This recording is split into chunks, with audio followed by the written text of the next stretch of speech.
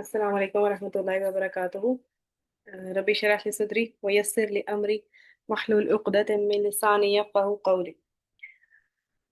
आज का जो सेशन है वो हमारी ऑलरेडी चलती हुई जो सीरीज है 5 AM क्लब, उसी के एक चैप्टर के ऊपर है। अभी तक जो कुछ हमने समझा था वो हमारी जो ब्रेन वॉशिंग हमने की थी, बेसिकली उसका पर्पस जो था ना वो यही था कि on your morning and elevate your life, जो टैगलाइन मैंने ऊपर मेंशन भी की हुई है। अब हमने उसको कुरान से, सीरा से और कुछ और मजीद बुक्स भी ऐड की हमने इस पूरे पीरियड में ना, ताकि हम इसको हर तरह से खंगाल सके। इसकी हर साइड देखी, साइंस की साइड भी देखी। तो आज जो हम सीखेंगे ना वो एक जो पूरे बुक के अंदर, जो मैं बार बार शायद मेंशन भी करती रही, कि एक फॉर्मूला बताएंगे कि इस 1 घंटे के अंदर हमने करना क्या होता है। जिस घंटे की हम बात कर रहे हैं कि सुबह को हमने वो अपनी जात को देना है। अच्छा, इसको सबसे पहली जो चीज हम अगर सोचें कि ये जो टाइम है, इसके बारे में हदीस से तो हमें पता चल गया है कि कैसे ये गेम चेंजिंग हो सकती है। और इसको हम विक्ट्री आवर भी इसीलिए कहते हैं ना, कि इसके अंदर जितनी भी हमारी अपॉर्चुनिटी की विंडो है वो इसी के अंदर खुलती है। जो लाइफ में हमने करना है, ये जो भी हमारा पर्पस है ना, उसके ऊपर काम के लिए ना ये बहुत जरूरी है। अच्छा, अब इस सेशन को शुरू करने से पहले हमेशा मैं एक बात कहती हूँ कि अपनी जो नीयत है ना वो फौरी तौर पर चेक कर लिया करें, जो भी काम करना है। अब ये ट्रांसफॉर्मेशन के लिए जिस रोड पे हम चल रहे हैं, उसमें सबसे पहले अपनी नीयत हम क्लियर कर लेते हैं कि हमारा जो मकसद है, मकसद हयात है, अल्लाह ताला की रजा है, और उसी के लिए हमने इस काम में अपना पहला कदम उठाना है। अच्छा, सबसे पहली चीज जो हम पहले काफी दिन से जो बात कर रहे थे कि सुबह को जल्दी उठना। तो पहला क्वेश्चन तो ये है कि is it enough to wake up early, मतलब सिर्फ सुबह उठ के उठ जाना ही काफी होता है? अब आप देखें कि हम में से बहुत से लोग सुबह उठते ही क्या करते हैं। एक दफा खुद सोचें, हम सबको पता है हम क्या करते हैं। और उसके करने से हम किस हद तक अपनी सुबह की जो एक टाइम की वैल्यू है ना उसको डिस्ट्रॉय कर रहे होते हैं। हम सोशल मीडिया पे जाते हैं, न्यूज़ चैनल्स पे, और ऑनलाइन सर्फिंग करते हैं। अच्छा, अब इस बिहेवियर को भी हमें समझना है कि हम क्यों करते हैं। जैसे हमने पहले भी बात की थी कि हमें ना एक आदत हो चुकी है, जो प्लेयर रश ऑफ डोपामिन हमें मिलता है ना सुबह सुबह के टाइम में उठते ही, ये और जो हम इसमें लगा देते हैं एक्चुअली, मतलब हम अपना जो डोपामाइन को जहाँ यूज कर सकते थे वो करने की बजाय हम इन चीजों में उस पे अपना सारी वो मेहनत लगा देते हैं। और वो भी क्यों होती है कि हम उस चीज से बचने के लिए, कि जो ट्रूली इंपॉर्टेंट है हमारी लाइफ में ना, उससे बचने के लिए हम ऐसे काम करते हैं। अच्छा, अब इससे क्या होता है कि इससे हमारी जो सुबह के टाइम, कीमती टाइम है, उसको हम जो लिवरेज कर सकते थे वो हम नहीं कर पाते। अच्छा, एक इम्पॉर्टेंट चीज जो हमें याद रखनी चाहिए, हम कभी कभी कहते हैं ना कि चलो आज का दिन है, कोई बात नहीं, जैसे वीकेंड पे हम उठते हैं तो हम कहते हैं चलो यार थोड़ा सा देख लूं, कोई मसला नहीं है, थोड़ी रील्स चेक कर लूं। अब मैं ये सोच रही थी कि अगर हम गौर करें इसमें ना, रॉबिन भाई एक बड़ी प्यारी बात कहते हैं कि जैसे जैसे as we create each day we craft our life. हमारी जो जिंदगी है ना वो इस एक एक दिन पर ही मुश्तमिल है। मतलब ऐसा नहीं है कि हम ये कहें कि कुछ दिन ऐसे होते हैं इंसान की जिंदगी में ऊपर नीचे, लेकिन हमें हर दिन ये जरूर सोचना चाहिए कि हर दिन के अंदर हम ऐसा क्या क्रिएट कर रहे हैं कि जो जिससे हमारी जिंदगी जो है ना टोटल बनती है। अब देखिए, क्यामत वाले दिन भी जब हम देखेंगे ना, तो हम इसी तरह देखा जा रहा होगा। हमें ये लगता है ना कि हम ऐसे मोटी मोटी चीजें हमारी शायद सामने आ रही होंगी, जैसे हम वो कुरान में आयत भी पढ़ते हैं कि ये कैसी किताब है जिसने छोटी से छोटी बात भी नहीं छोड़ी। मतलब हमें लगता है कि आज का दिन अगर मैंने ये बुरा गुजार भी लिया तो, मतलब टाइम वेस्ट किया और सारा कुछ, तो इट्स ओके। और ठीक है, आई एग्री कि उस पर गिल्ट में नहीं चले जाना चाहिए, बट सुबह उठ के पहली दफा ये सोचना जरूर चाहिए कि आज का दिन जो मैंने जिस तरीके पे बनाना है वही मेरी जिंदगी बनेगी, और इसी को मैंने क्यामत वाले दिन मतलब इसका जवाब भी देना है। अच्छा, इसके लिए हमने ये 4 चीजें पढ़ी थी, मैं इनको रिपीट नहीं करूंगी, इस पे हमने बहुत डिटेल में 2 सेशंस में इसको हमने कवर किया था। अब डेली बेसिस पे हमारा ये काम क्या होना चाहिए, हमारे ये 4 फोकस होने चाहिए। इन चार फोकसेस के साथ हम अपनी लाइफ को ना क्राफ्ट करेंगे इस शक्ल में कि हम दुनिया भी अपनी बना सकें और आखिरत भी बना सकें। असल मकसद लेकिन हमारा हमेशा नजर जो होगी वो आखिरत पे रहेगी इंशाल्लाह। तो सुबह के वक्त को हमने स्टार्ट कैसे करना है, ये पहला क्वेश्चन है। उससे पहले हम एक टॉपिक, छोटी सी एक बात है जो हमें ना समझ लेनी चाहिए, उसकी तरफ बढ़ते हैं कि why do we delay our plans and make excuses. ये वाला जो मसला है ना, हमें हम अभी भी ये 5 बजे उठने के बारे में हमारे पूरे ग्रुप में हमने देखा है कि वी आर डिलेइंग इट। हम कहते हैं कि नहीं यार, मेरे ये मसाइल चल रहे हैं, ये हालात चल रहे हैं। तो वो सब तो चल रहे हैं, लेकिन असल में ना इस सब के पीछे एक एक ऐसी चीज जुड़ी हुई है जिसको हम ना अगर समझ जाएं, मतलब वो बात हमें क्लिक कर गई ना, तो हमारी लाइफ सेट है। मतलब कंसिस्टेंसी के लिए या विल पावर के लिए जो भी चीज हमें चाहिए वो क्या होती है। अब देखें, प्रोक्रेस्टिनेशन को हम समझते हैं कि मतलब मैं चीजों को डिले करता हूँ या जो भी करता हूँ, लेकिन वो क्यों करते हैं। द एक्ट प्रोक्रेस्टिनेशन को हम, इसकी जो डेफिनेशन रॉबिन भाई देते हैं ना, वो बड़ी प्यारी देते हैं कि ये एक्ट ऑफ सेल्फ हेट्रेड है। कि इसके अंदर होता ही है कि जब अगर आपको खुद से ना सच में मोहब्बत है, अपने लिए आप कुछ करना चाहते हैं, तो आप ना कभी भी अपने से किए हुए कमिटमेंट को ना तोड़ेंगे नहीं। तो ये जो सेल्फ कमिटमेंट हम तोड़ते जाते हैं बार बार इसी के थ्रू, तो बेसिकली हमारे अंदर ना क्या होता है कि सेल्फ हेट्रेड की एक ना चीज पैदा हो जाती है कि हमें खुद से ना, we don't feel like good about our self ना। ये हम फील करते हैं हमेशा कि हमारी जितनी भी फीलिंग के मैं अभी I am not good enough to be great, या मतलब जितनी भी हमारी सोच में ये चीजें आती है ना, हम कहते हैं नहीं नहीं, अभी तो देखो मेरे से ये तो काम नहीं होता, तो मैं आगे क्या करूंगा। तो इस बारे में ना हमेशा दिमाग में क्या बात रखनी है, इसका तोड़ क्या है। इसका तोड़ना ये है कि जस्ट थिंक अबाउट इट, कि there is no person on the planet today who has the unique stack of gifts that you have. मतलब हिस्ट्री में भी आज तक आपके जैसा एक इंसान भी नहीं आया। अल्लाह ताला ने मतलब हर एक को इतना यूनिक पैदा किया है। हमें पता है ना, फिजिकली भी फिंगरप्रिंट्स मैच नहीं करते। इसी तरह ना हर एक की डेस्टिनी, हर एक का पर्पस, हर एक ने जो दुनिया में काम करना है ना, वो उसका अपना है। मतलब इंसान इतना स्पेशल है अगर सोचे तो। और इतना ही ये स्पेशल इंसान अगर छोटी छोटी अपनी डिस्ट्रक्टिव जो हैबिट्स हैं उनको ही नहीं तोड़ पा रहा, और जितनी कमिटमेंट्स वो अपने आप के साथ करता है उनको बार बार सेल्फ प्रोमिसेस को तोड़ता रहता है, तो ये इतनी बड़ी रीजन है कि हम में से बहुत से लोग अपने आप से ही मोहब्बत नहीं करते। जब हम अपने आप से मोहब्बत नहीं करते ना, हम अपने आप को वैल्यू नहीं देते, तो हमारी पर्सनल वर्थ हमारी आंखों में कोई नहीं रह जाती, और सेल्फ एस्टीम हमारी बिल्कुल डिसॉल्व हो जाती है। इसकी वजह से ना we keep behaving like this.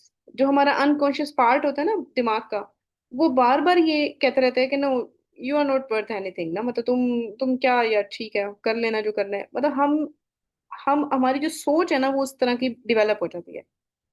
अब इस सोच में हमने एक साइकोलॉजिकल फिनोमेना पढ़ा था, सेल्फ फुलफिलिंग प्रोफेसी, जिसमें यही था कि शायद सबको याद होगा, वैसे तो सोलन मुझे यहाँ पे टेस्ट भी लेना चाहिए लेकिन इट्स ओके। तो उसमें ये था कि हमारी जो थिंकिंग है ना, वही रिजल्ट्स क्रिएट करती है। मतलब हम जैसा सोचते हैं ना, वही रिजल्ट भी होता है। व्हाई? क्योंकि अपने बारे में हम जो बिलीफ रखते हैं ना, हम उसी पे एक्ट कर रहे होते हैं।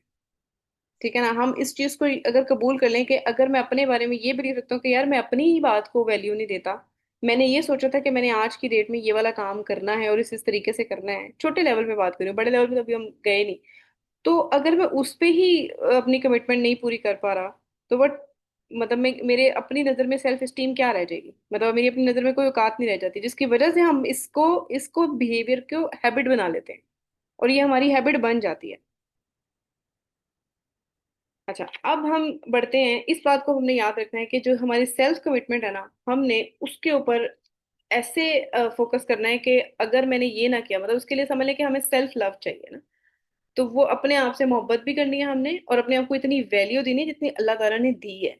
अल्लाह ताला ने इंसान को वाकई बहुत वैल्यू दी है। इसके ऊपर ना एक हदीस भी है कि अल्लाह ताला ने बनी आदम को बहुत ज्यादा करीम बनाया, मतलब अकरम, मतलब उसको बहुत इज्जत दी। तो सहाबा करम ने पूछा कि फरिश्तों को नहीं? तो हजरत मोहम्मद सल्लल्लाहु अलैहि वसल्लम ने फरमाया कि नहीं, मतलब फरिश्तों को उस लेवल की नहीं जितनी बनी आदम को दी। क्यों? क्योंकि फरिश्ते तो मजबूरी में, मतलब like they are force to do this ना। तो जो फ्री विल हमें मिली है तो उसकी वजह से हमें इज्जत भी बहुत दी है। हर बंदे को इतना अल्लाह ने यूनिक बनाया कि जो मैं कर सकती हूँ वो आप में से कोई नहीं कर सकता, जो आप कर सकते हैं वो मैं नहीं कर सकती। तो इस नजर से हमें देखना पड़ेगा अपने आप को, इतना वैल्यू हमें करना पड़ेगा कि भाई जो मैंने करना है ना वो मैंने ही करना है। तो ऑनर करें अपनी इस ट्रू जीनियस को जो अल्लाह ने बनाया है। तो procrastination is an act of self hatred. ये बात हमेशा याद रखनी है कि बेसिकली हम सेल्फ हेट्रेड का शिकार हैं, जिसकी वजह से हम ये काम करते हैं। अच्छा, अब हम पढ़ेंगे जो हमारा मेन आज का टॉपिक है कि 20-20-20 लर्निंग फॉर्मूला है। ये फॉर्मूला ये कहता है कि आपके पास ना 60 मिनट्स का एक डेली बेसिस पे टाइम पीरियड है जिसको आपने एक खास पैटर्न पे गुजारना है। उसमें से 20 मिनट्स पहले, इसको वो कहते हैं, इसका नाम मूव, वो कहते हैं कि इसमें आपने मूव करना है। मूव इन द सेंस के इसमें स्वेटी किस्म की एक्सरसाइज, मतलब ऐसी के जो कि आपको हिला के रख दे। तो आप फील भी करेंगे जब ये एक्चुअली जिसने कर लिया ना ये, तो वो उसको अपनी जो डेली बेसिस पे जो क्वालिटी ऑफ लाइफ है ना वो फील भी होगी कि कितनी चेंज हुई है। अच्छा, उसके बाद जो नेक्स्ट पॉकेट आती है ये बड़ी इंपॉर्टेंट है, इसमें हम बड़ी डिटेल में बात करेंगे। रिफ्लेक्ट। रिफ्लेक्ट ये भी 20 मिनट्स के लिए ये पॉकेट होगी। इसमें क्या होता है कि आपने अपनी नेचुरल पावर को रीअसेस करना है, सेल्फ अवेयरनेस आपकी बूस्ट होएगी, और आपका जो स्ट्रेस लेवल है इसमें कम होएगा, और हैप्पीनेस लेवल और इनर पीस स्पेशली वो बढ़ेगा। और जो रूटीन में हमारी सारे दिन की जो एक्सेसिव एक्टिविटीज होती है ना उससे एक हट के एक सॉलिट्यूड का पीरियड होगा ये। अच्छा, थर्ड पीरियड होगा ग्रो का, कि जिसमें आपने इन्वेस्ट करना है अपना वक्त। कोई बेशक बुक पढ़ लें, कोई ऑडियो सेशन लें, कोई एजुकेशनल वीडियो देखें, जो भी, लेकिन you need to build your skill, you need to build your knowledge, जो भी आप करना चाहते हैं उसके ऊपर। अच्छा, अब हम स्टार्ट करते हैं। ये पूरा इसका रोड मैप है। इसमें मोटी मोटी बातें आपको समझ आ जाएंगी इंशाल्लाह, कि मूव वाले फील्ड में करना क्या है और क्यों करना है और उसके बेनिफिट्स क्या हैं।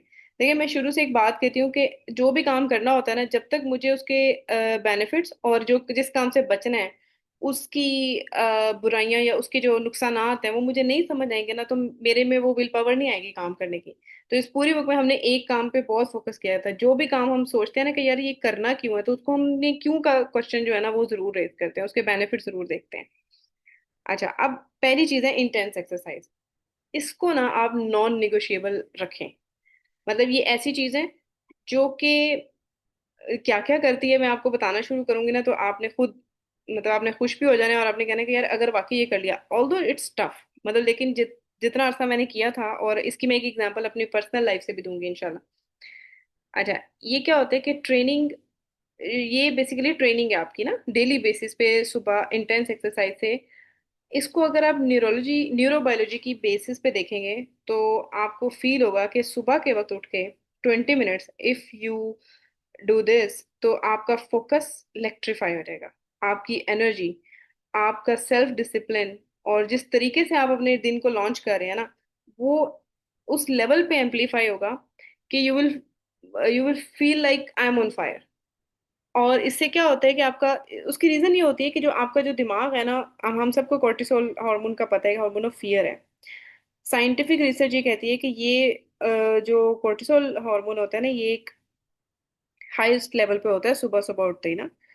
अच्छा, अब ये मेन मटेरियल जो कि आपकी जीनियस जो स्टेट्स है ना उनको भी स्टंट करता है। अच्छा, मसला यहाँ पे क्या आता है कि जब हम सुबह उठते ही ना अगर कोई न्यूज़ देख रहे हैं या कुछ ऐसा देख रहे हैं तो इस हार्मोन को हम कंट्रोल करने के बजाय ना बढ़ा रहे होते हैं। तो सुबह के वक्त इफ यू डू एक्सरसाइज तो ये हार्मोन नीचे आ जाता है। दूसरी चीज, एक्सरसाइज करने से 20 मिनट्स कोर्टिसोल नीचे आ गया। आपने एक और चीज कि जो कोग्निटिव एबिलिटी होती है ना आपकी, और फिजिकल फिटनेस, इन दोनों का आपस में ना साइंस ये कहती है बहुत गहरा लिंक है। मतलब आपकी सोचने समझने की सलाहियत भी बढ़ती है। वो क्यों बढ़ती है? क्योंकि आपका जो एक BDNF, एक ब्रेन डिराइव्ड न्यूरोट्रॉफिक फैक्टर होता है, ये उस वक्त सुपर चार्ज कर देता है आपके मतलब जो पूरे ब्रेन को। ये इसका जो पर्पज होता है ना वो आपके ब्रेन सेल्स को रिपेयर करना भी होता है। BDNF, ये आप रिसर्च भी करेंगे ना इस पे थोड़ी सी तो आपको समझ आएगी कि ये क्या करता है। ये आपके ब्रेन सेल्स को रिपेयर करता है।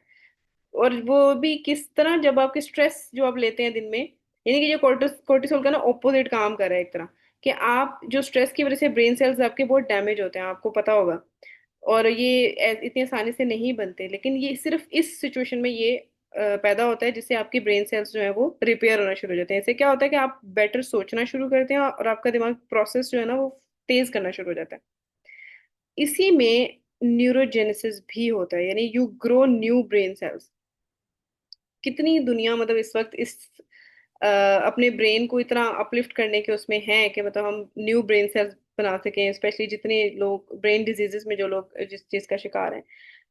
तो मतलब एक्सरसाइज के ये बेनिफिट्स एक अलग उस पे जाते हैं। दूसरी, आपके बाकी हॉर्मोन्स के ऊपर, जैसे हमने पहले भी बात की थी, डोपामाइन और सेरोटोनिन, ये दोनों उस वक्त रिलीज भी होते हैं। एक ड्राइव का न्यूरोट्रांसमीटर है डोपामाइन, यानी कि ये आप में ड्राइव बढ़ाता है कुछ करने की ना। तो आप अपना पर्पस के लिए जब आप ये बढ़ेगा तो ऑब्वियसली आपको एक लेकिन खास लेवल पे बढ़ेगा। अच्छा, जो एलिवेट होता है वो होता है सेरोटोनिन, यानी कि आपकी हैप्पीनेस को रेगुलेट करने का ये हार्मोन होता है। अच्छा, अब इसके अंदर ना एक क्वेश्चन ये आता है कि भाई मेरा फोकस बढ़ जाएगा, मेरा स्ट्रेस कम हो जाएगा, एनर्जी खूब होगी, लेकिन मैं ऐसा क्या करूं कि मैं इस पे अमल कर सकूं? मतलब उठते ही एक बंदा सोचे ना तो वो थोड़ा उसको मुश्किल लगता है। अच्छा, इसमें रॉबिन भाई ना कहते हैं कि ये जो इस ऐसे बिहेवियर्स के लिए ना कुछ काम करना पड़ता है। जैसे आप कोई टेक्निक ये वाली कर सकते हैं, अपने साथ अपने ब्रेन के साथ खेलना पड़ेगा, कि आप कोई पुराना अलार्म क्लॉक जैसे चलता था, क्योंकि टेक्नोलॉजी के साथ तो हम सो नहीं सकते। जैसे कि हमने पहले भी बात की थी कि if you need a good sleep, एक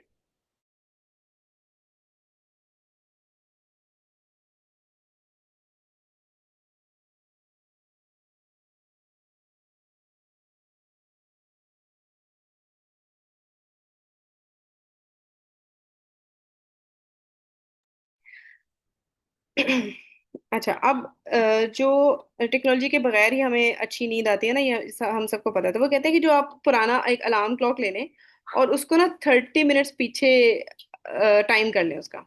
जब आप पीछे टाइम कर लेंगे तो आप अलार्म लगा लें फिर 5:30 का। तो ये जो आपका ब्रेन होता है ना वो इस तरह से काम करता है कि अगर उसको पता है कि अच्छा अलार्म जो है 5:30 का, मैं आराम से उठ रहा हूँ, मैं थोड़ा देर से उठ रहा हूँ, तो वो रिलैक्स रहेगा। मतलब आप समझ लें कि आप अपने आप को ट्रिक करते हैं। ये उन्होंने एक ट्रिक बताई थी।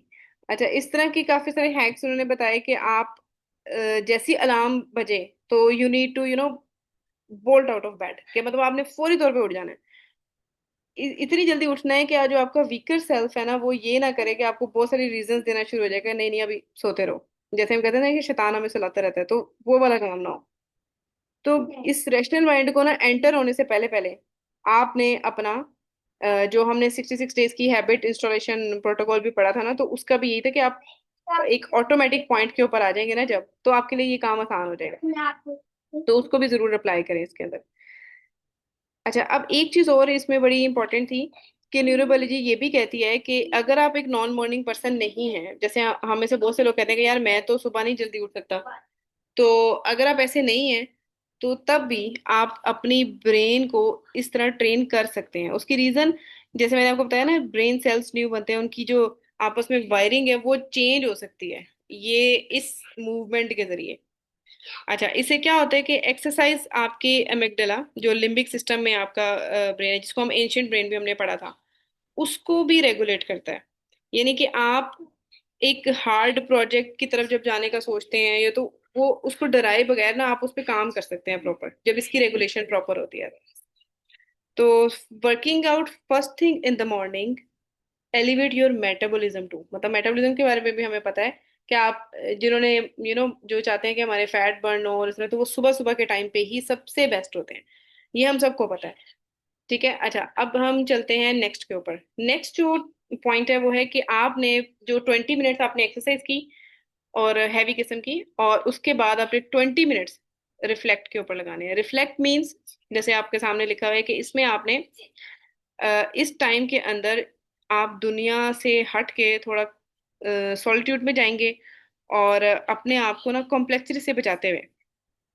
क्योंकि ना इस टाइम में ना आपको पता है कि इंसान का जो दिमाग है ना, हम अगर दुनिया में जैसे हम उठते हैं और जैसे हम अपने ऑफिस चले जाएं या अपने दूसरे कामों में पड़ जाएं, तो हम ये वाला टाइम खो देते हैं। तो सुबह के वक्त में ना जब ये वाला टाइम हमें मिलता है ना रिफ्लेक्शन का, ये बड़ा एक ट्रांसफॉर्मेटिव सोर्स है।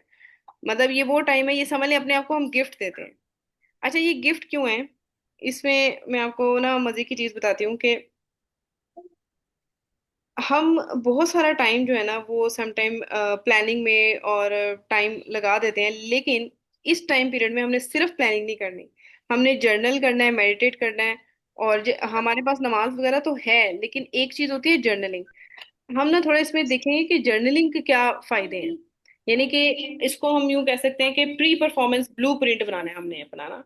आपने जर्नल करना है कि पूरा दिन प्लान तो करना है, लेकिन उसके अलावा जो मोस्ट इम्पोर्टेंट चीज़ है ना वो ये होती है कि आपने जर्नल करना है, ताकि आपके जो टॉक्सिक इमोशंस, जो कुछ आपके अंदर भरा हुआ है ना, वो आपने वहां निकालना है।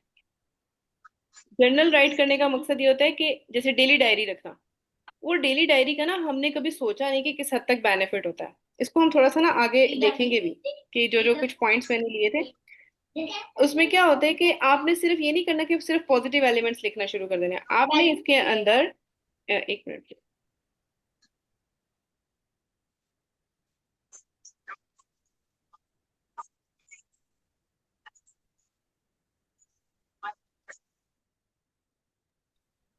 अच्छा, इसमें ना आपने जो जर्नल लिखना है ना उसमें आपने समझ लें कि पहले तो simply download your commitments from your head, मतलब जो दिमाग में कमिटमेंट्स आ रही हैं वो डाल देनी है। ज्यादा सोचना नहीं है, मतलब बहुत ज्यादा नहीं सोचना। लाइक सोच रहे हैं साथ लिख रहे हैं, इतना इस हद तक होना चाहिए।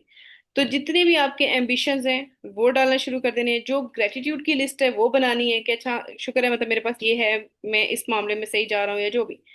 अच्छा, फिर उसमें आपने अपनी जितनी फ्रस्ट्रेशंस हैं, डिसअपॉइंटमेंट्स हैं, जो रिजेंटमेंट्स आपके दिल में है, उनको भी लास्ट में लिखना है। उससे क्या फायदा होता है? उससे ये फायदा होता है कि हम ना, जैसे आपने नोट किया होगा कि हम बाजूकात कोई काढ़े बना के पी रहे हैं या कुछ ऐसी चीजें, ताकि हमारी बॉडी का टॉक्सिक जो है वो रिलीज होना शुरू हो। तो इसी तरह ना जो इमोशंस के टॉक्सिक होते हैं ना वो भी होते हैं।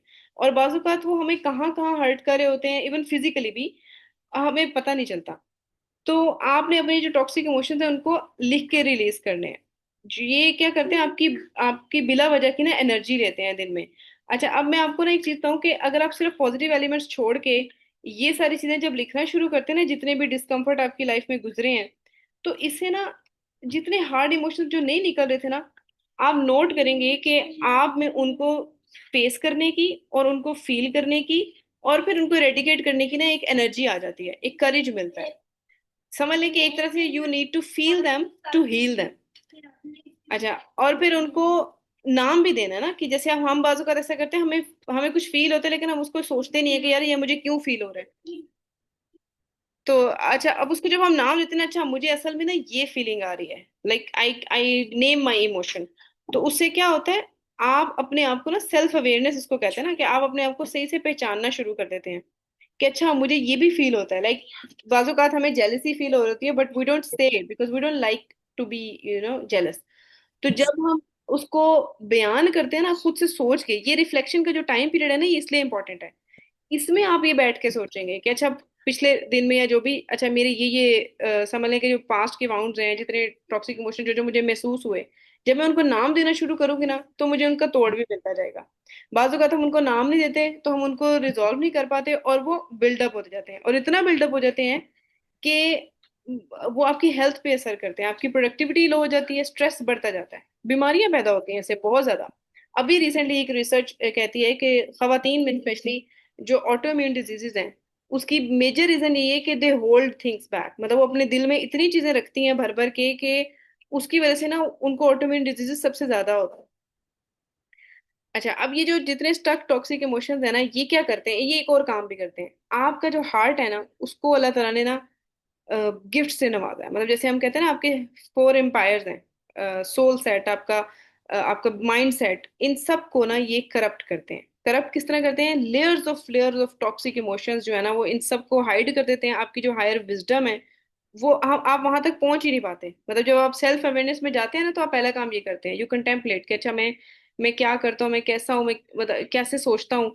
तो ये चीजें ना आपकी हायर विजडम तक पहुंचने नहीं देती। इन लेयर्स को जब तक आप नहीं निकालेंगे, जब आप ऐसी फीलिंग्स को अवॉइड करते रहते हैं तो आपकी जो अपनी सेल्फ तक एक्सेस नहीं होती, एंड यू फॉरगेट के जी जिंदगी की सच्चाई क्या है। मतलब आप इतने नम होते जाते हैं कि आपको फील होना बंद हो जाता है। तो उससे बचने के लिए, उससे बचने के लिए you need to know what true love is, you need to know कि मैजिकल लाइफ क्या होती है, रेडियंट हेल्थ क्या होती है। ये सारी बातें आपको समझ ही तब आएंगी। हम में क्या होता है, most of us have so much fear, pain, anger और सोरोस जो बिल्ट अप हुई होती हैं कई कई सालों से। और हमें कोई उसकी वजह से हमें ना अपनी जिंदगी में अपने लिए कोई अपॉर्चुनिटी नजर नहीं आती। इतनी डार्क एनर्जी होती है कि हम ब्लाइंड हो जाते हैं। हमें हमारी जो प्राइमल जीनियस है ना उस तक एक्सेस हमारी हो ही नहीं पाती, मतलब उसको ब्लॉक करी जा रहे होते हैं। तो ये जो टाइम पीरियड है ना, मुझे ये सबसे ज्यादा इंपॉर्टेंट बात ये लगी कि ये जो रिफ्लेक्ट है ना इसमें आपके जर्नलिंग इतनी इंपॉर्टेंट है, where you are going to release all of your emotions. और उसके बाद आप देखेंगे कि अच्छा, लाइफ जो है वो वाकई फुल ऑफ वंडर है। और उसमें कितनी पीसफुलनेस, ग्रेटफुलनेस ये आपके अंदर आना शुरू हो जाएंगी, ऑटोमेटिकली पैदा होने शुरू हो जाएंगी। अच्छा, अब मैंने आपको एक बात की थी कि मैं इन दोनों चीजों के बारे में ना आपको एक पर्सनल लाइफ से भी एग्जांपल दूंगी। अच्छा, मूव में ना एक्सरसाइज के हवाले से मेरी लाइफ में एक इवेंट मेरे साथ हुआ है कि I was in MBA first semester. तो मुझे याद है कि मैंने बैडमिंटन में ना पार्टिसिपेट किया हुआ था यूनिवर्सिटी लेवल पे। तो क्या होता था कि मेरी ना ट्रेनिंग होती थी सुबह को, अच्छी खासी 2-3 घंटे की ना, और बड़ी टफ ट्रेनिंग थी उन दिनों। मेरा क्योंकि ऑल पाकिस्तान चैंपियनशिप में जाना था, तो उसके लिए ट्रेनिंग चल रही थी। अब मेरे उसी उन्हीं दिनों में पेपर्स भी हो रहे थे। मजे की बात यह है कि उससे पहले 4 साल भी मैंने यूनिवर्सिटी में पढ़ाई की है, लेकिन वो एक महीना जिस तरीके से मैंने पढ़ाई की और जिस तरह मेरा दिमाग चल रहा था, आई वॉज फीलिंग लाइक कि सारा क्रेडिट इस एक्सरसाइज को जाता है। उसकी रीजन, लोगों के बच्चों के मतलब जो मेरे साथ जितने भी स्टूडेंट्स हैं उनके भी पेपर्स हो रहे थे, मेरे भी। और मैं रात को 11 बजे से पहले पहले सो चुकी होती थी पेपर की पूरी तैयारी करके, and they were coming to me to मतलब डिस्कस समथिंग। तो 12 बजे, और वो कहते हैं यार ये सो भी गई है, तो शाम को तो अपनी ट्रेनिंग के बाद दो दफा ट्रेनिंग हो रही है, तो मतलब शाम को भी ये वहां से होके ये उसने तैयारी कैसे की। And that was the only semester in my whole life I top that semester. मतलब मेरी फर्स्ट पोजीशन थी और मुझे खुद आज तक यकीन नहीं आया था कि ये ऐसा हुआ है। उसकी रीजन मैं आपको बताऊं कि ये जो एक्सरसाइज है ना इसका इम्पैक्ट इतना है, और मुझे फील होता है कि मेरा ब्रेन उस वक्त इसी तरीके पे इसी उस पे काम कर रहा था कि आई वाज जैसे कहता है ना बंदा एक एक नई दुनिया में चला जाता है, तो I was in some other place. तो ये बात, इस बात में मेरी पर्सनल लाइफ का ये एक्सपीरियंस है। अच्छा, सेकंड रिफ्लेक्ट के ऊपर मैं ये कहूंगी कि मेरी अपनी लाइफ में I have been journaling since 2006। मतलब मेरी डायरीज तब से चल रही हैं। और कुछ मतलब अब जैसे लैपटॉप में हो गई है, पहले हम डायरीज में लिखा करते थे एक जमाने में। तो मैं उस वक्त से ये काम कर रही हूँ, और मैंने इस चीज को देखे कि व्हेन यू राइट थिंग्स ना, तो वाकई ये चीज आपको इतनी हेल्प आउट करती है ना, आप इमेजिन नहीं कर सकते कि पास्ट पेन्स या इनको कैरी करना कितना एग्जॉस्टिंग होता है। मतलब नॉन स्टॉप आप अपने आप को तकलीफ दे रहे हो उसी पेन के लिए। इसके बगैर आप हायर सेल्फ, जो आपका हायर सेल्फ अल्लाह ताला ने जो असल में आपको अता किया ना, आप उससे कनेक्ट नहीं कर सकते। बहुत से लोग हैं ना वो बड़े टफ होते हैं इन चीजों में ना, वो कहते हैं नहीं मैं बड़ा इमोशनली इंटेलिजेंट हूँ, I don't need this thing. But they don't even know कि उनके अंदर कहाँ पे क्या चल रहा है। जब वो एक्चुअली में उसको देखना शुरू करते हैं ना, और इस लेवल पे जाके सोचना शुरू करते हैं, तब उनको समझ आती है कि अच्छा, मतलब मैं इस मतलब वो अपने इमोशंस को जैसे नेम नहीं देते ना। तो मैंने ये चीज हमेशा महसूस की है कि अब जैसे हमारे बच्चों को भी ये चीज पढ़ाई जा रही होती है इनके स्कूल्स में भी, कि अपने इमोशन को नेम दे, आपको पता होना चाहिए कि मैं क्या फील कर रहा हूँ। अपार्ट फ्रॉम इट, आप उस चीज को फील करते रहेंगे और आपको पता भी नहीं चलेगा, और उसको हील भी नहीं कर पाएंगे। छोटे छोटे इमोशंस बाद में किस तरीके से बड़े होके एडल्टहुड में जाके रिफ्लेक्ट होते हैं ना, वो आपको तब पता चलता है। तो ये जो रिफ्लेक्ट वाला पोर्शन है इट्स वेरी इंपॉर्टेंट। इसमें आपने समझ लें कि 20 मिनट की आपकी अलग से सेंचुरी बन जानी चाहिए साइलेंस की, जहाँ पे आप खामोशी से अपने पास हों और रिमेम्बर करें, मतलब रिमाइंड कराएं अपने आप को हु यू ट्रूली आर, मतलब आप हैं क्या असल में, अल्लाह ने किस मकसद से भेजा है उस मकसद को याद करें। मतलब क्योंकि मैं इस चीज़ पे इसलिए फोकस कर रही हूँ कि हम सबका एक ही मकसद है। तो उसके लिए ना ये काम बहुत ज़रूरी है। अच्छा, थर्ड स्टेप पे आते हैं कि ग्रो का जो स्टेप है। अच्छा, इसमें हमने बहुत शुरू में बात की थी 2 मल्टीप्लाई बाय 3 माइंडसेट के ऊपर ना। ये बेसिकली पूरा एक ग्रो के जो टाइम पीरियड है ना, एक इसमें तो आपने अपने गोल्स भी रिव्यू करने हैं, और जैसे मैंने आपको पहले बताया कि आप कुछ भी पढ़ें, मतलब नॉलेज गेन करें या जो भी जैसे भी करना है, ऑडियो बुक सुन लें, पॉडकास्ट देखें, वीडियोस देखें, जो भी करें, बुक्स पढ़ें तो बहुत ही सबसे जो बेस्ट ऑप्शन है वो तो बुक्स पढ़ने की है। इसमें क्या होता है कि to multiply by three mindset, ये हमने पढ़ा था कि to double your income and impact you need to triple your investment in two primary areas. कौन से? पर्सनल मास्टरी और प्रोफेशनल कैपेबिलिटी। मतलब आपका जो भी प्रोफेशन है उसमें आप अपनी नॉलेज बेस बढ़ाना चाहते हैं, आप अपना एक्यूमेन इंक्रीज करना चाहते हैं, एक्सपर्टीज को इम्प्रूव करना चाहते हैं, तो दिस इज योर टाइम। मतलब इस टाइम में, क्योंकि एक तो आपने पहले क्या किया, देखे ना, इससे स्टेप है, आपने एक्सरसाइज की, आपका जो ब्रेन है जिस नहज पे यहाँ पे काम करेगा ना, you will realize it. Reflect किया, टॉक्सिक इमोशंस निकाले, सारी लेयर्स खत्म हुई दिल के अंदर से, तो जो असल आपका जो ट्रू सेल्फ है ना वो जब बाहर निकला ना, तो आपको ग्रोथ में आपको बहुत हेल्प हुई। अच्छा, इस इस स्टेप के ऊपर आके आपने सिर्फ ये दो चार, इसमें बहुत डिटेल नहीं है, इसमें सिर्फ यही है कि आपने अपने ऊपर काम करना है, सेल्फ बिल्डिंग के ऊपर। कि अच्छा, बाजू का हमें लग रहा होता है कि मुझे ना जिंदगी में लाइक, जैसे अपनी इंडस्ट्री की बात कर लें या अपनी प्रोफेशनल जॉब की बात कर लें, हमें ये लगता है कि यार मैं जो है ना, जितना ज्यादा सोसाइटी जिस तरह हमें देखती है कि हमें सक्सेस नहीं मिल रही है, हम इन्फ्लुएंस नहीं कर पा रहे जिस तरह से मैं चाहता हूँ।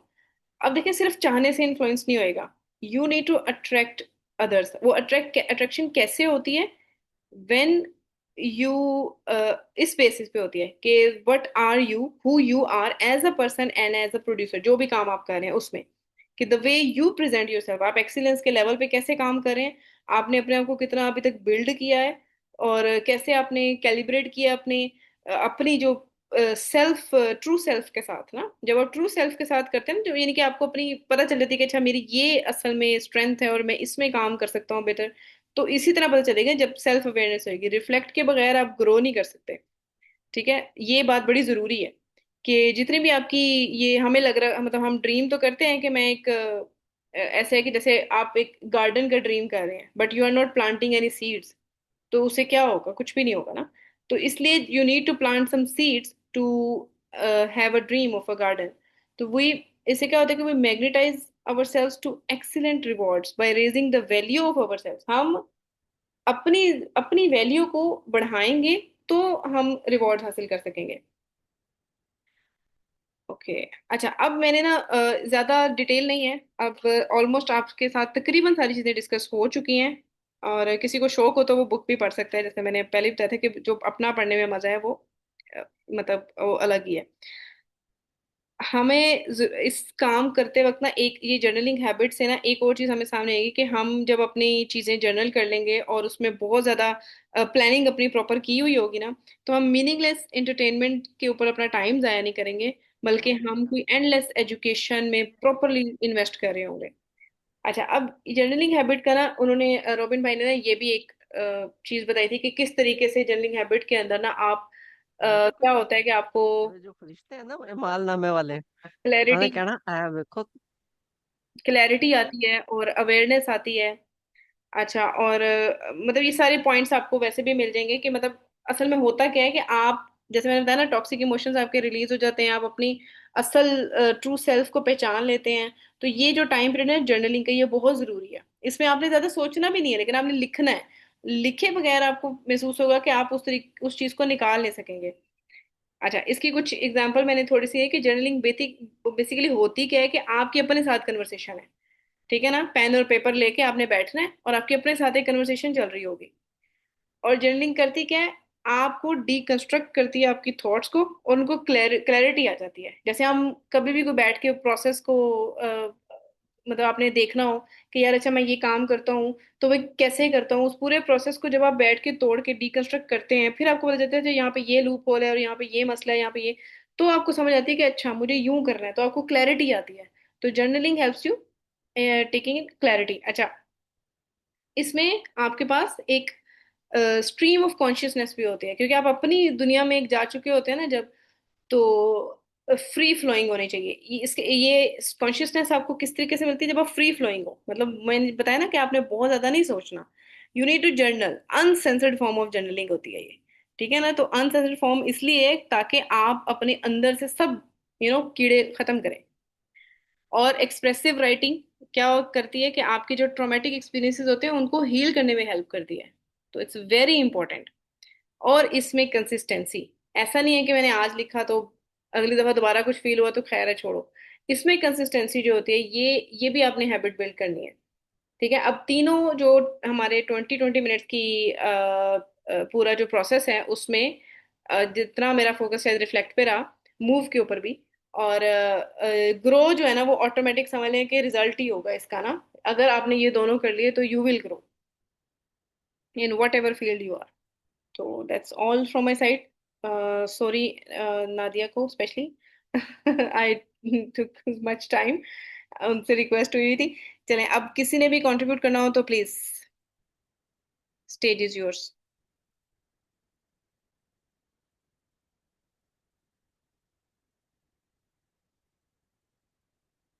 कोई सवाल? अस्सलाम वालेकुम। वालेकुम सलाम। पूछना ये था कि हम मोबाइल में लिख सकते हैं? हाँ बिल्कुल, लिख सकते हैं। मैं खुद भी अब लैपटॉप पे लिखती हूँ क्योंकि प्राइवेसी का इशू बहुत हो गया है डायरीज में। जी जी जी। जी थैंक अच्छा, ये किसी ने पूछा है कि कम कैसे सोचते हैं, सोचना है। अ, जब आप जर्नलिंग कर रहे होंगे ना, तो मैं आपको सही बताऊं, आप कम सोचना शुरू कर देंगे। मतलब आप जब सारी सोच अपनी किताब पे डाल चुके होंगे ना, या जहां भी लिख रहे हैं, तो आपको खुद महसूस होगा ये कि हाँ, मतलब मैं काफी रिलीज हो चुका होगा, तो you won't be you know इतनी थॉट्स में ना आप भरे नहीं होंगे। जैसे होता है ना कि अगर आपके दिमाग में क्लैरिटी नहीं है ना, तो सोचें ज्यादा आती हैं। जब क्लैरिटी आ जाती है, मैंने ये करना है, ये ऐसे करना है, तो वो फिर आपको automatically you go with clear mind. तो सोच नहीं आती बहुत ज्यादा, मतलब एक्स्ट्रा नेगेटिव थॉट्स जो होती है ना उनसे भी बच जाते हैं। जी कासिम भाई। जी अस्सलाम वालेकुम। वालेकुम सलाम। माशाल्लाह सेशन बड़ा अच्छा आपका था। उसमें एक चीज़ मैंने पूछनी थी आपसे, वो ये थी, आपने कहा कि कोई भी इमोशन अगर आपके यानी कि माइंड में चल रहा है ना, कि आपको फीलिंग इस तरह की आ रही है, तो उसका आपने कोई नाम रख देना। ठीक है, और उसको पेपर पे लिखना है। तो ये इमोशंस को नाम देने का क्या तरीकेकार है, मुझे तो समझ नहीं आई कि किस तरह से आपने ये बात मैं को ये नहीं कह रही कि आपने कोई समझाना। अपना नाम दे देना है। The way the thing you are feeling, you will say कि मुझे मुझे मुझे एंगर फील हो रहा है, तो यू विल पहले तो रियलाइज करेंगे ना। बाजुकत मैं ये कह रही जी थी, हमें ऐसा, हमें एक्चुअली में जेलसी हो रही होती है और हम उसको एंगर की शक्ल में शो करते हैं किसी को। ठीक है, हम ऐसे जी मतलब हम गुस्सा कर रहे होते हैं और हमें पता नहीं होता। तो आप जब रूट कॉज जैसे होता है ना, आप आइडेंटिफाई करें कि मुझे ऐसे क्यों फील हो रहा है, तो मैं एक्चुअली में क्या चाह रहा हूँ। जैसे इसकी कोई एग्जांपल भी ले सकते हैं कि घरों में हमारे आम रूटीन में जैसे होता है कि एक माँ बाप ने एक बच्चे को जरा ज्यादा किसी चीज में कंपनसेट कर दिया, तो आपको असल में जेलसी हो रही है और आप उसके साथ लड़ाई कर रहे हैं किसी बात पे। तो जब आप रियलाइज करेंगे ना, अच्छा असल में मेरे दिल में ना ये बात है, बैक एंड पे गुस्सा माँ बाप पे है या किसी पे, तो बैक एंड पे जिस जो असल बात होती है ना, जब आप असल पे पहुंच जाते हैं ना, फिर उसको हील करना आसान होता है। फिर आपको समझ ज्यादा जल्दी आती है कि अच्छा मुझे इसको क्या करना है, मुझे यानी कि किससे बात करनी है, उससे नहीं बात करनी जिससे मैं लड़ रहा हूँ, असल में माँ बाप से बात जी। करनी है, ये मेरे साथ जाती है जो भी। तो मतलब you become clear in your thoughts. तो इसको हील करने का क्या आपने मेथड जो है सोचा है, कि अगर सपोज कि कोई भी अगर मसला चल रहा है, रोजमर्रा के जॉब के इश्यूज होते हैं, बॉस ने कुछ कह दिया तो आपने इसको देखना है यार फीलिंग किस तरह की आ रही है, थोड़ा सा इंसान गिल्टी फील कर रहा होता है, या डिग्रेड कर कर दिया बॉस ने, तो फिर उसमें आपने हील कैसे करना है, सोल्यूशन क्या है इसका? देखिए, इमोशंस के साथ हमें अल्लाह ने बनाया है, फील हमें हमेशा जी होगा। मतलब इसका हील करने का मकसद ये होता है कि जब आप लिख देते हैं ना, यू रिलीज इट। ठीक है, you don't go into के जी हर चीज पे लड़ाई भी नहीं करने लग जाना ना, कि मतलब वो डिपेंड करता है कि अब मुझे किस तरह की, क्यों किसी चीज पे फील हो रहा है, कि मेरे साथ अगर वाकई ज्यादती हुई है तो क्या मुझे बात करने की जरूरत है या क्या। मतलब इट ऑल डिपेंड्स। मतलब इसका कोई एक आंसर नहीं हो सकता। इसका जो बेटर सोल्यूशन ये है कि ये जो फीलिंग्स है ना, ये तो हमारे साथ हैं, समटाइम हम खुद भी अनफेयर होते हैं और हमें पता नहीं चलता। तो जब हमें एहसास हो जाता है कि मैं अनफेयर हूं, तो मैं अगली दफा ऐसा नहीं करूंगा। ठीक है, या मेरे साथ जो हो रहा है ना, वो तो अगर किसी ने कर लिया है और मैं उसको उस वक्त नहीं जवाब दे सका, बाजू का ऐसा होता है कि मैं बाद में जाके ख्याल होता है कि अच्छा मैंने उस वक्त इसको जवाब देती ना, ये इसको पता चलता। तो वो फीलिंग जब आप लिख चुके होंगे ना खुद अपने हाथ से, तो ये भी फीलिंग निकल जाएगी। मतलब आपके दिल में ये गिल्ट भी नहीं रहेगा अच्छा मैंने इसको कहा नहीं। आप कहेंगे अच्छा चलो ये हो गया वो गया, आप मतलब सोचने में ना जरा पॉजिटिव साइड पे जाना शुरू हो जाएंगे लिखने से, नेगेटिव इमोशंस को लिखने से you will think more positive, क्योंकि आप क्लियर होना शुरू हो जाओगे, अच्छा यार मुझे ये चीज यहाँ यूं फील हुई है, तो कोई नहीं, ये हो जाता है वो हो जाता है, तो इस तरह की चीजें ना आपको ऑटोमेटिकली फील होंगी जब आप लिख रहे होंगे तो। बहुत शुक्रिया आपका। हाँ, लिखने में बात जज़ाकल्लाह। का हम अपने साथ भी बातें कर रहे होते हैं ना, तो वो जैसे अब मुझे अभी भी याद है कि मैं कभी लिखा करती तो हर डायरी के मतलब हर दिन के एंड में ना ये भी सारा लिख रही होती थी कि अच्छा अल्लाह ताला से दुआ है कि वो ये भी करे, तो वो दुआएं भी बातों का लिखी जाती हैं जब आप सोचे, जैसे मैंने कहा ना, आप you need to whatever you thinking just paste on copy. तो वो वाला काम जब आप कर रहे होते हैं ना, तो वाकई आपको फील होता है कि अच्छा वो बंदा रिलैक्स हो जाता है, ऐसा लगता है जैसे मैंने किसी से बात कर ली, जैसे हम किसी से बात करके वेंट आउट करके हमें सुकून नहीं महसूस होता, तो ये वही जी वेंटिंग। जी, ये एक्सपीरियंस वैसे मैंने किया था लास्ट, मैंने ये सिस्टर नादिया थी, उन्होंने बताया था कि पेपर को लिख लें आप, तो बड़ा उससे बड़ी मुझे जो है ना वो सुकून सा महसूस हुआ, और काफ़ी प्रॉब्लम मेरी जो है सॉल्व होगी। लेकिन एक चीज़ होती है कि एक चीज़ आप लिखने के बावजूद भी जो है ना वो निकलती नहीं है, उसका अगर कोई कोई हो सोल्यूशन तो लाजमी बताइएगा, ठीक है? बाकी इस सेशन के हवाले से मेरा जो सवाल था वो क्लियर हो चुका है। ठीक है, अब उस बात को समझ लेने के बाद पता चलेगा कि उस मसले का क्या हल है वो अभी यहाँ पे भी डिस्कस नहीं हो सकता।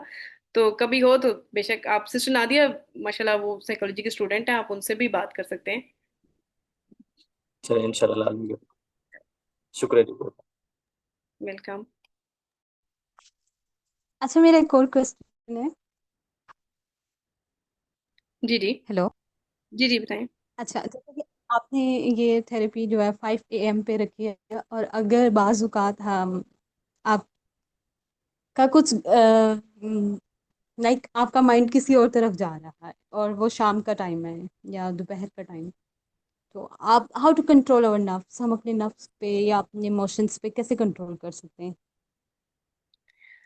अच्छा, ये जो ना सुबह के वक्त का ना पर्पस पता है क्या है, वो इसी वजह से है कि जो जब आप सुबह के टाइम को कैप्चर कर लेते हैं ना, 1 घंटा, ये जो हम जिस पे हमने बात की है, इवन इस बुक का कॉन्सेप्ट भी और हमारे अगर दीन के लिहाज से भी देखें कि जिसने सुबह, मैं आपको एक हदीस से भी बयान करूंगी और इस बुक में भी इसी तरह है कि जब आप सुबह उठ के अपनी चीजों को क्लियर कर लेते हैं ना, तो आपका दिन जो है ना वो इस एक फोकस्ड दिमाग के साथ आप काम कर रहे होते हैं, ठीक है, जो भी काम कर रहे होते हैं, तो आपको इर्द गिर्द की सोचें, आपके साथ कोई मामला पेश आता है तो आप ऑलरेडी सेटल हो चुके होते हो सुबह के टाइम में, इसलिए सुबह के टाइम में जब आप इस तरह सेटल हो चुके हो ना कि अच्छा हाँ मेरी तो जिंदगी का ये मकसद है, कहने का मकसद है कि आप अपना पर्पस लिख चुके सुबह, उसके बाद उसी पे काम कर रहे हो आप दिन में, कोई हर्डल आती है तो आपका जो फोकस है ना वो आपके पर्पस पे रहता है, यू डोंट गो इनटू के अच्छा उसने कह दिया, आप छोटी छोटी चीजों को ना इग्नोर करना शुरू कर देते हैं, क्योंकि आप बड़ी पिक्चर देख रहे होते हो ना, आप अपने बारे में सुबह सुबह एक बड़ी पिक्चर देख चुके हो।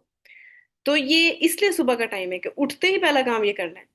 अब जैसे एक हदीस में आता है कि जिसने सुबह जिसने अपनी सुबह इस हाल में की कि उसकी जो नजर है वो आखिरत के उस पे रही, तो उसके बारे में आता है कि वो कामयाब है, और मतलब उसके काम जो है वो सारे अल्लाह ताला जमा देता है। और जिसकी नजर जो है वो दुनियावी मसलों में पड़ी रही, मतलब उसने उठते ही पहले ये सोचा कि अच्छा मेरा फलां काम, मेरा ये काम है, तो उससे क्या होता है कि आपके काम अल्लाह ताला मुंतशिर कर देता है।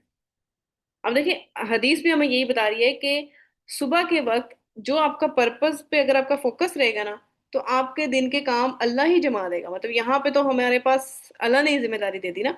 तो वैसे भी अगर आप अपनी रूटीन लाइफ में देखेंगे ना, तो you will literally feel it कि जब आप सुबह के टाइम में अपनी जो सोच है वो अलाइन कर चुके होते हैं अपने पर्पस से, तो आपका दिन, आपका जो रात तक का जो टाइम पीरियड है ना वो इसी इसी उसमें गुजरता है। यू डोंट गो इनटू छोटी छोटी चीजों के अंदर ना कि जैसे यार उसने ये कह दिया तो मुझे फील हो गया, इन चीजों से आप बाहर आ जाते हैं। मैं आपको कह रही हूँ कि आपके अंदर अल्लाह ने बहुत गिफ्ट रखा है, आप लिटरली उस गिफ्ट को पहचान नहीं पाते जब तक आप सेल्फ अवेयरनेस में नहीं जाते, रिफ्लेक्ट नहीं करते, लिखते नहीं है। जब आप इन चीजों को अपने ऊपर जमे सारी मट्टी को जब आप हटाते हैं ना, तो अंदर से जो वो जो शफाफ दिल निकलता है वो बेसिकली इंतहाई पॉजिटिव है, वो इतना पॉजिटिव है कि वो अच्छी सोच लेता है बस।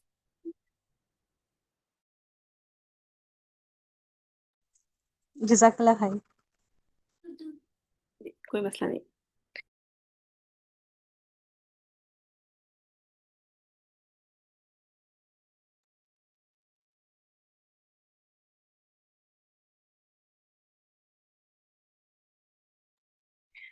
चलें ठीक है। अब हमारा 10 बजे तक का ही टारगेट था। अल्हम्दुलिल्लाह हम अपने टारगेट में बस 5 मिनट ही लेट हुए।